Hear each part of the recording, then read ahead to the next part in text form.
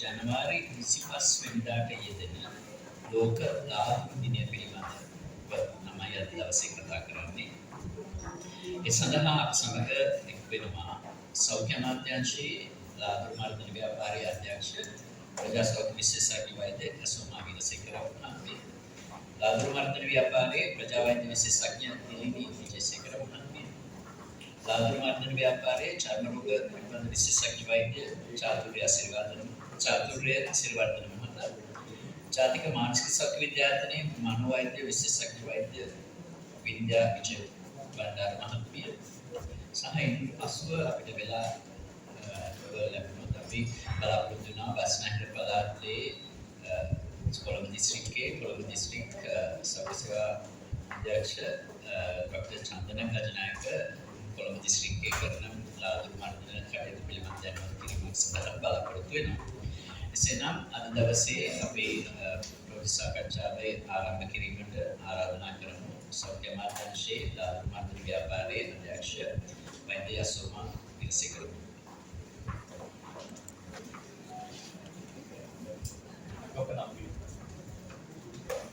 සුබදෑසනක් සියලු දෙනාටම. ලාදු මර්ධන ව්‍යාපාරයේ සංවිධානය කරන ලබන ලෝක ලාදු දිනය සැමරීම සම්බන්ධයෙන් තියෙන මාධ්‍ය සමුළුවට පැමිණි ඔබ සියලු දෙනා මම සාදරයෙන් පිළිගන්නවා. ලෝක ලාදු දිනය සාමාන්‍යයෙන් සෑම වසරකම ජනවාරි මාසයේ අවසාන ඉරිදා තමයි දෙන්නේ. ඒ අනුව මේ වසරේ ජනවාරි 25 වෙනිදාට ලෝක ලාදු දිනය යෙදී තිබෙනවා. ලෝක ලාදු දිනය අපිට වැදගත් වෙන්නේ ඇයි කියනවා නම් ලෝක ලාදු දිනයේදී අපි මෙතෙක් ලාදු මර්ධනය සඳහා ගත ක්‍රියාමාර්ගය ගැන නැවතත් ආවර්ජනය කරනවා. ඒ වගේම අපි ඉදිරි වසර තුල දීර්ඝකාලීනව කෙටිකාලීනව ලාදු රෝගය මර්ධනය කරන්න අපි රටක් හැටියට ජාතියක් හැටියට කොහොමද ක්‍රියාත්මක වෙන්න ඕන කියන කාරණය ගැන අපි ජනතාවගේ අපේ අවධානය නැවතත් යොමු කරලා හරි දිශානතියකට අපේ ක්‍රියාමාර්ග යොමු කරවන්න බලාපොරොත්තු වෙනවා. ලෝක ලාදු දිනය සමරන මේ මොහොතේ මම කියන්න ඕන අපි ලාදු මර්ධන සම්බන්ධයෙන් 1995 වසරේදී ඉතා විශාල ජයග්‍රහණයක් තිබුණා.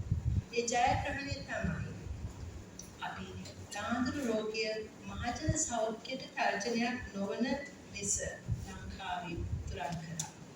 ඒකට මහජන සෞඛ්‍යයට තර්ජනයක් නොවන කියන එකෙන් අදහස් වෙන්නේ ජනතාවගේ 10000කට එක පුද්ගලයෙකුට වඩා අඩුවෙන් තමයි ලාදු රෝගය පවතින්නේ කියන තත්ත්වය. අපි 1995 දී ඒ තත්ත්වයට ළඟා වුණා. ඒ අපිට ඉතා විශාල ජයග්‍රහණයක්. හැබැයි ඒකෙන් අපි ලාදු රෝගය තුරන් කරේ නැහැ. ලාදු රෝගය තුරන් කිරීම සඳහා අපි ඊට එහා ගිය විශාල ක්‍රියාමාර්ග ගණනාවක් ගන්න වියදම්. අද වෙන විට 2025 අවුරුද්ද සැලකුවොත් අපිට නව රෝගීන් 1282ක් වාර්තා වෙලා තියෙනවා. ඒ නව රෝගීන් 1282කින් 10% පමණ. ඒ කියන්නේ 123ක් අවුරුදු 15ට දරුවා ආසන්න. ඒ වගේම මේ නව රෝගීන්ගේ අපිට වාර්තා වෙන විට නව රෝගීන් ඕ නැත්නම් නැවත රිලැප්ස් කියලා නැවත රෝගීන්ගේ 8ක් පමණ අපිට ළඟා වෙනකොටම ආබාධ තත්ත්වයට ලක් වෙලා ඉවරයි. ඒකට ඒ නිසා මේ විකලාංග තත්ත්වයෙන් වළක්ව ගන්න අපි විශේෂයෙන්ම ක්‍රියාත්මක වෙන්න ඕන. මොකද මේගොල්ලෝ ඉතාම ඵලදායී ජීවිත ගත කරන්න පුළුවන් පුරවැසියන්. ඒකට ඒ වෙනුවෙන් අපි ඉතා විශාල කාර්ය ප්‍රමාණයක් සිදු කළ යුතු තිබෙනවා. ලාදු මර්ධන ව්‍යාපාරයේ වශයෙන් සෞඛ්‍ය අමාත්‍යාංශයේ මඟ පෙන්වීමත් යටතේ අපි මේක ලබා ගැනීම සඳහා විශේෂ ක්‍රමවේද දැනටත් අනුගමනය කරමින් ඉන්නවා. කලින් රෝගීන් හඳුනා ගැනීමට ඒ වගේම රෝගීන් පමණක් නොවේ. රෝගීන්ගේ ආශ්‍රිතයන් හඳුනා ගැනීමත් මේ රෝගය පාලනය කිරීමේදී ඉතාම අවශ්‍යයි. රෝගීන්ගේ ආශ්‍රිතය කියන්නේ ඒ රෝගියාගේ පවුලේ සමාජිකයන් වෙන්න පුළුවන්. ඒ රෝගියාගේ අසල්වැසියන් වෙන්න පුළුවන්. එහෙම නැත්නම් ඒ රෝගියා වැඩ කරන, එහෙම නැත්නම් ව්‍යාපාරයක් කරන එතන ඉන්න සමාජිකයන් වෙන්න පුළුවන්. ඒතර මේ සියලු දෙනාටම අපි රෝගය වැළඳිලා තියෙනවද කියලා පරීක්ෂා කරලා බලන්න අවශ්‍ය වෙනවා.